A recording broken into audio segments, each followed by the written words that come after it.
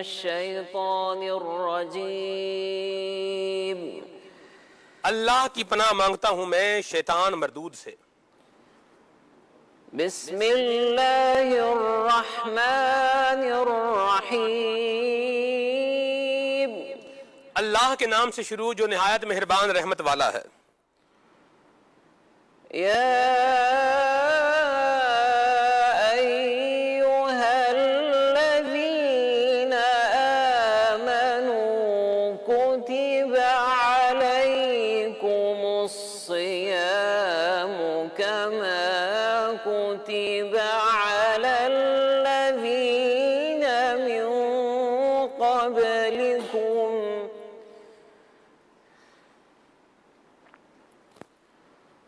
كما كتب على الذين من قبلكم لعلكم تتقون۔ سورہ بقرہ کی آیت نمبر 183 کا ترجمہ ہے۔ اللہ کریم فرماتا ہے اے ایمان والو تم پر روزے فرض کیے گئے ہیں جیسے تم سے پہلے لوگوں پر فرض کیے گئے تھے تاکہ تم پرہیزگار بن جاؤ۔ آیت مبارکہ کی تفسیر میں بیان کیا گیا ہے کہ اس آیت میں روزوں کی فرضیت کا بیان ہے کہ اے ایمان والو تم پر ویسے ہی روزے فرض کیے گئے ہیں جیسے تم سے پہلے انبیاء کرام علیہم السلام اور ان کی امتوں پر فرض کیے گئے تھے تاکہ تم پرہیزگار بن جاؤ، کیونکہ روزہ شہوت کو ختم کرتا اور نفسانی خواہشات میں کمی لاتا ہے۔ اہم باتیں: نمبر 1، صبح صادق سے لے کر غروب آفتاب تک روزے کی نیت سے کھانے پینے اور ہم بستری سے بچنا روزہ ہے۔ نمبر 2، روزہ بہت قدیم عبادت ہے۔ حضرت آدم علیہ السلام سے لے کر تمام شریعتوں میں روزے فرض رہے ہیں اگرچہ ان کے دن اور احکام مختلف ہوتے تھے۔ نمبر 3، تقوی کا عمومی معنی یہ ہے کہ عذاب کا سبب بننے والی چیز یعنی ہر چھوٹے بڑے گناہ سے نفس کو بچایا جائے۔ درس: روزوں کی کامل برکت تب حاصل ہوتی ہے جب روزے کے ظاہری آداب کے ساتھ ساتھ اس کے باطنی آداب کو بھی پورا کیا جائے۔ ایاما معدودات فمن كان منكم مريضا أو على سفر فعدة من أيام أخر وعلى الذين يطيقونه فدية طعام مسكين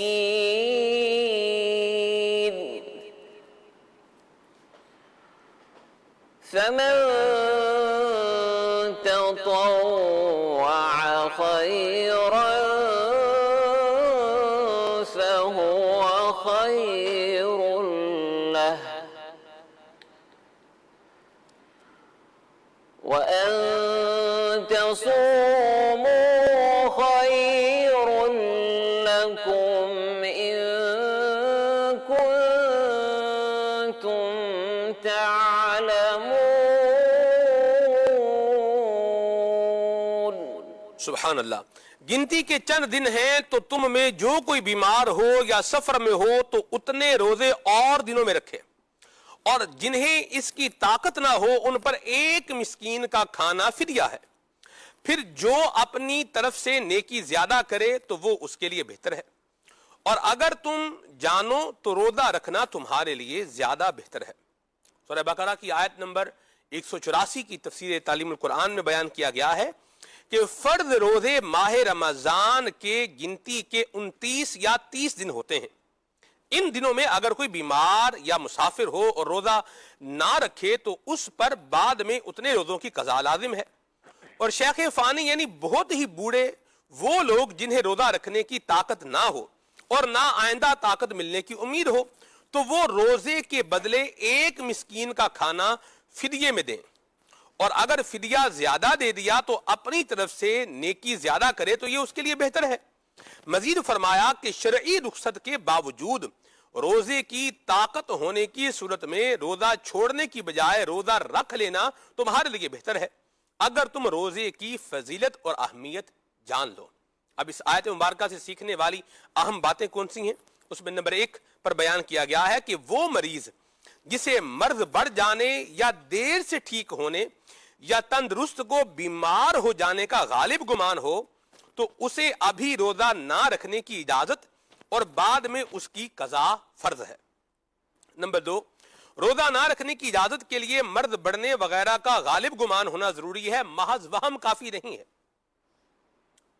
آگے جو ہے وہ بیان کیا گیا ہے اس کی تفسیر تعلیم القرآن کے اندر کہ اگلی بات جو ہے وہ اس کے اندر یہ ہے کہ مسافر اس صورت میں روزہ چھوڑ سکتا ہے جب وہ 92 کلومیٹر یا اس سے زیادہ دور جانے کے لیے طلوع فجر کے وقت ہی مسافر ہو۔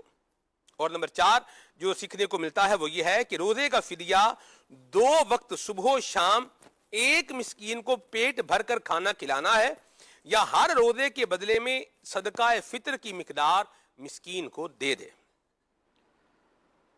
أياما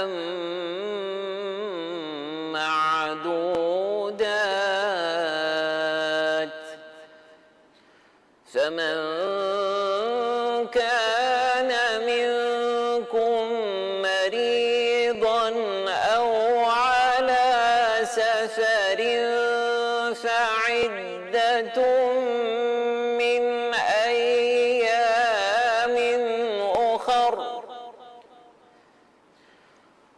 وعلى الذين يطيقونه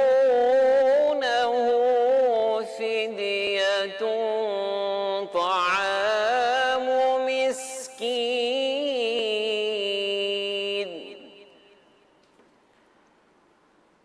فمن تطوع خيرا فهو خير له وأن تصوموا خير لكم إن كنتم تعلمون صدق الله العظيم۔